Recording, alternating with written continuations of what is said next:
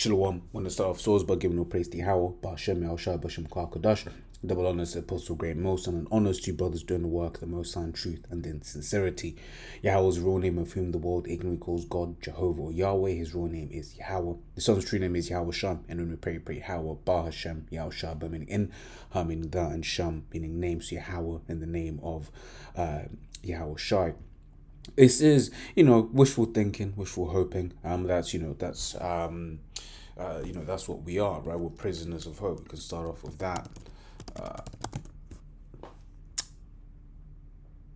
Right, this is Zechariah 9 and 12. Turn you to a stronghold, ye prisoners of hope. Even today do I declare that I will render double unto thee. Right, so, ultimately we're just prisoners of hope. Right, we hope, we pray, but we can't lose patience, right? It was at Sirach, the second chapter, right? It speaks about those that have lost patience, right? In fact, let me read both of them. All right, it says Sirach 2 and 4. It says, whatsoever is brought upon thee, take cheerfully and be patient when thou art changed to a lower state. Right. So even in our own day to day, we go through what we go through. Right. We have to, be patient when we're basically going through these things. Okay. Because even as we're heading into the time of Jacob's trouble, right, which is going to come upon all the earth. Right, we under no circumstances can lose patience. Right, as we're going to read, further down in verse 14. Right, it says Sirach 2:14. Woe unto you that have lost patience, and what will you do when the Lord shall visit you? Okay, so we're just prisoners of hope.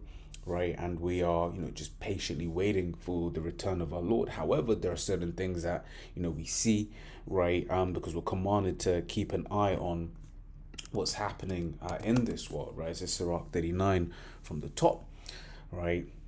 It says, but he that giveth his mind to the law of the Most High and is occupied in the meditation thereof, right, will seek out the wisdom of all the ancient and what? Be occupied in prophecies.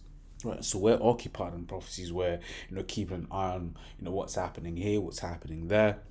We're reasoning one amongst each other, watching what other men of the Lord are saying, right? And a picture is being built, because we don't know when the Lord is coming back, right? We don't. However, the Lord said that there will be clues to this to his coming back. And what we're seeing with the economy at the moment is a major clue, because it's like, are these guys getting ready to crash the economy? We know ultimately that's one of the end goals, right? But we just don't know exactly when and how it's gonna play out. This is Matthew 24 and 32. It says, now learn a parable of the fig tree. When his branch is yet tender and putteth forth leaves, ye know that summer is nigh. So likewise ye, when ye shall see all these things, know that it is near, even at the doors. Right? So just like how on a carnal sense, you go out, you see the the way that the certain plants, and like even right now, right, we're in spring. Okay, but just before spring kicked in, you would walk by and then you would you get a whiff of flowers. You're like, oh, okay. Or you'd be walking and you just feel a little bit of heat from the sun when you weren't in the shade, and you're like, okay, spring is nigh, right? This is what this parable is it is going into. It's likening that. It's like, okay, you got the carnal signs of the change of seasons as an example, right? But in the same way, we've got signs from the Lord, right, of by way of these prophecies of we are getting close, right? And the fact that the tariffs came in, and the effects started being seen on the Thursday and Friday, right? And the markets will have been spooked over the weekend, right? Tomorrow, once again speaking as a man, right? We hope. I'm hoping, right? That we see a Black Monday, okay, which we're gonna get into in a sec. Now what's actually going to happen, we're going to wait and see. I can see, like, once again, speak as a man, I can see a dip, like quite a big dip, but then I can see like the institutional buyers then buying that dip massively. Okay, yet another massive wealth transfer, like we've been seeing over the last couple of years, right? Lots and lots and lots of wealth transfers. Okay, whether that's gonna happen, we don't know, right? But these are things that we look to, right? And these are things that we observe as we have been commanded, right? We can grab that as well real quick. It says Mark 13:33. It says, take ye heed, watch and pray, for ye know not when the time is. So we don't know exactly when it is, but we keep an eye on the things that are happening in the world, right? Because people are seeing what's happening, people are seeing what Trump is doing, but they're just looking at it as, oh, Trump's a madman and he's damaging blah blah blah, right? But one of the things that through the spirit kind of keeps saying is, when you're looking at what Trump is doing, right? Most people are looking at it as a, as if that they are actively trying to make the economy better, right? Which is why it's kind of like that people are saying, oh, why are they making these decisions? These decisions don't make sense, right? But as soon as you understand that the idea is a reset, then everything makes sense. As soon as you understand that the idea is to, restart this economy, restart, towards the MOTB, because that's what this Edomite wants, right? This Edomite wants that MOTB. When you understand that, right, then everything they're doing makes sense, right? Once again, through the spirit, one of the things keep saying is, everyone's looking at Trump. Oh, Trump's a madman. Trump this, Trump that. Then why is Labour, which is supposed to be on the opposite end of the spectrum, doing the same damn things? Okay, Labour is doing exactly the same things, right? Just they haven't got Musk, right? It's coming in a different manner, in a different, at a different speed, right? With different PR surrounding it. Okay, but the end result is what? The same, right? It says Revelation 13:16, and he causeth all. And when it says all, it means all, right? This is both small and great. So your average Joe to your celebrity, right? Which, as the apostles have been saying, right? These celebrities are going to be a tool, right, for pushing this MOTB, right? Lord's will. One day, I've been meaning to do a lesson on the importance of celebrity, okay? I.e., just like how Esau has used celebrities to basically push agendas, right? In the thing that the Lord has me kind of like keeping an eye on, watching whatever, what have you, right? I'll be watching things from different countries, and it'll be like Netflix TV shows. I'm just like, right, that's those things that are being pushed in that particular documentary or TV show or whatever, right? Those things are completely unacceptable in the particular country that that is being the television show is aimed at, right? But what is all of that? That is all to do with mind control. That is all to do with the wine, right? And we can grab that as well. It says I'll get the one first in Habakkuk 2, right? It says Habakkuk 2:15. It says, woe unto him that giveth his neighbor drink. And that's referring to philosophies. Okay, it says that puttest thy bottle to him and makest him drunken also, that thou mayest look on their nakedness. Okay, so you take the example of Jake. It's like, okay, here it is, got a Jake and Esau. What will push like a Tyler Perry will push all manner of wickedness, right? Tyler Perry, that's just one demon in our nation, right? But he will use these different individuals to put all manner of wickedness, right, within the nation, right? And then guess what happens when people see when Jake sees that, they oh, that it gets normalized amongst Jake, right? But then what, right? Esau then goes back and does what? He accuses us, right? So the scriptures speak about the accuser of our brethren, right? So it's a warning to them that gives his neighbor drink, those philosophies, right? And he is going to use these celebrities, as he has been doing, right? He is going to use these celebrities to push this MOTB, right? It says rich and poor, so your average Joe and your so-called wealthy man, right? Because the wealthy, they're going to want to keep their riches, right? But the poor, they're just going to want to eat, right? Free and bond, right? So, the person that so-called thinks they're free walking around or whatever, or those in the prison houses, right, to receive a mark in their right hand or on their forehead that no man might buy or sell, save he that had the mark, the name of the beast, the number of his name. Right. So yeah, let's get into Black Monday, right? And one of the things I found interesting, because I googled Black Monday, but it seems like none of the Western news are actually pushing that energy out there, right? I was only really seeing news from Southeast Asia. What was really Southeast Asia? I think WEON is also Southeast Asia. I think this is Indian. What is this? Yeah, I think this is Indian, right? So this is Black Monday, also known as Black Tuesday in some parts of the world due to time zone differences, was a global, severe, and largely unexpected stock market crash on Monday, October 19th, 1987, right? Which is why, like, I kind of like, yeah, it may not happen, but, we have hope, right? The fact that, that one was unexpected, right? But this one, some people are expecting it. You have this guy, Jim Cramer, right, who's known for basically being wrong, right? And I'm just like, yo, imagine if this is the one time that he's right, because if he's known for being wrong, right, then what are most people going to be doing? They're going to be buying. Oh, Jim Cramer's always wrong, so let me buy. So then imagine they all get liquidated, right? Which is, what you can see happening. Right, so worldwide losses were estimated at 1.71 trillion. And in my other window, let me just do a quick search. Right, so I said, how much has been lost due to Trump tariffs? Right, so let me see.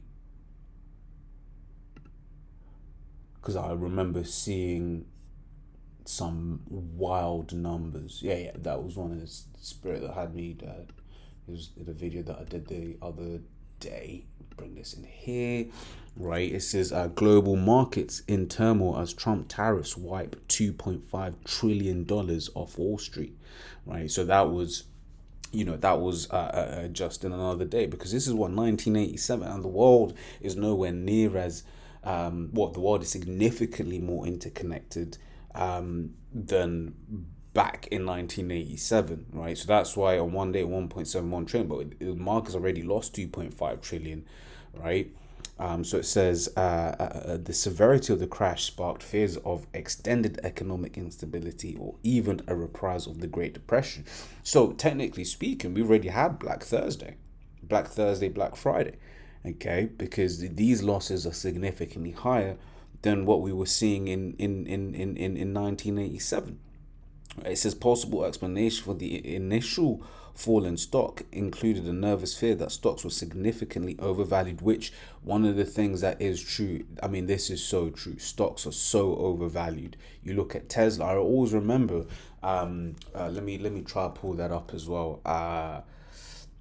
Tesla value. I don't know. I mean, because of what's his face, it's been plummeting recently. Oh damn! It's down 40%. Blood clot. It's down 40% year to date. Ah, but then compared to last year, it's still 34% up. That's the thing about 38% up. That's the thing about these stocks, right? So Tesla's valued at $750 billion, right?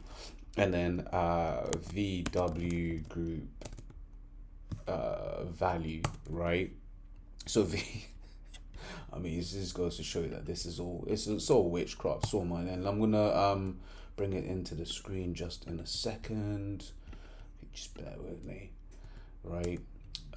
So let me do Tesla value. Move to another tab. There you go. So you see that $750 billion. Okay, VW Group. Move to another tab. We go 47 $1 billion. Okay, so let's ask, and then AI is probably gonna respond. So how many cars does Tesla sell a year? Right, as expected.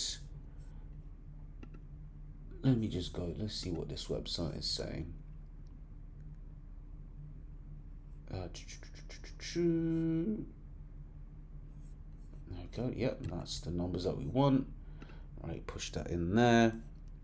Okay, so how many cars does VW Group sell a year? Right. Now, you may be like, Luke, that's not how market works or whatever, what have you, but for me, I'm just like, yeah, this doesn't make sense. Okay. So you see here Tesla statistics, right? Tesla sold 1.79 million cars globally in 2024, right? This is the worst thing. This is even VW Group, which is actually what I wanted, right? But it shows you there that Volkswagen sold 2.6 million, so that would just be the Volkswagen brand. Okay, I'm just looking for actual VW Group. Okay, let me try that again, right?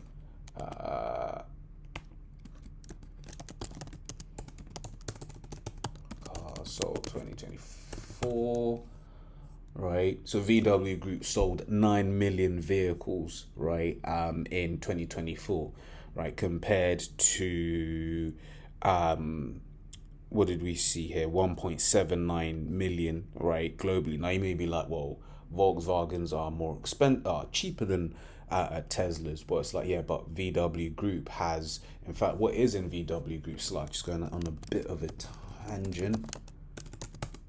I don't want cars sold one anymore. I just want brands, actually, brands. So VW Group, you've got Bentley, right? You've got Lamborghini, right? You've got Porsche, right? And that's in part of the VW Group. Okay.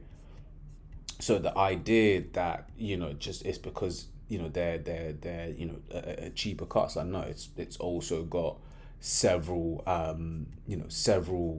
very luxury brands, as I've just spoken, right? So when we're coming back to this point here about fears that things were, which was how we kind of got down this avenue, right? Fear that stocks were significantly overvalued, right? Like I said, I'm no thingy, but I'm like, yo, he sold basically 2 million cars, right? Yeah, here we sold, well, I mean, this is just one of them. The total was 9 million for this one.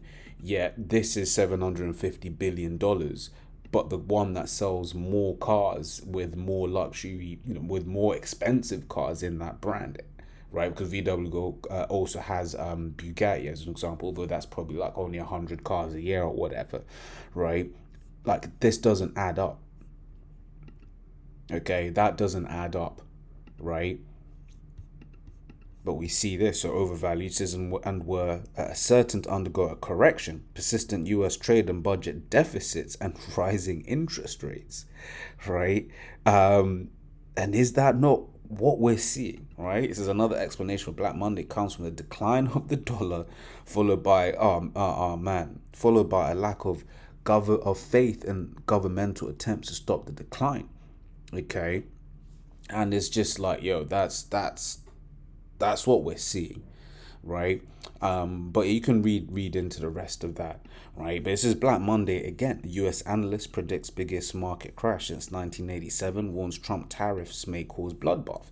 Now, once again, if you're of the view that this isn't what they want, then of course you're like, oh my God, Trump is the worst thing ever. But if you understand, right, that the idea is to go down this route, then it all makes sense. Okay? Because the current system has to be rewritten. Right? So, yeah, I mean, that's pretty much it. Here's to hoping for another Black Monday. Right? And whether that happens, we're going to start finding out in a few hours as Asia starts waking up. I believe Japan and Korea, they're the first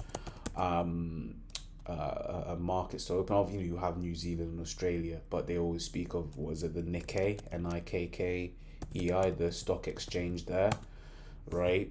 And yeah, what's the time in Japan right now? Right, yeah, so it's 4:45 a.m. right in Japan right now. So we're gonna find out in 4 or 5 hours, what to expect.